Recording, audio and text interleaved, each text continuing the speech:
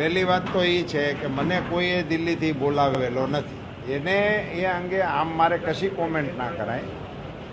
પાર્ટીના ઉમેદવારોને પસંદ કરવાના અધિકારો પાર્ટીની પાર્લામેન્ટરી બોર્ડને છે. એની અંદર ફેરફારો કરવાના અધિકારો પણ પાર્લામેન્ટરી બોર્ડને છે. એ અહીંયા કોઈ અટકળો કરવાની ના હોય, કોઈ એના અધિકૃત વક્તવ્યો સિવાયની વાતોમાં ક્યાંય ફેલાવવું ન જોઈએ. ને આજ 1 તારીખ છે એટલે એમાં આજે તો પડવું જ ન જોઈએ. ભરાઈ શકે એવું નથી, નિશ્ચિત જ છે. મોહનભાઈનું ડમી ઉમેદવારી તરીકે ભરવાનું ડે ફર્સ્ટથી નક્કી કરેલું છે. એમાં મેં તો મારું સ્ટેન્ડ ડે ફર્સ્ટ ક્લિયર કરી દીધું હતું.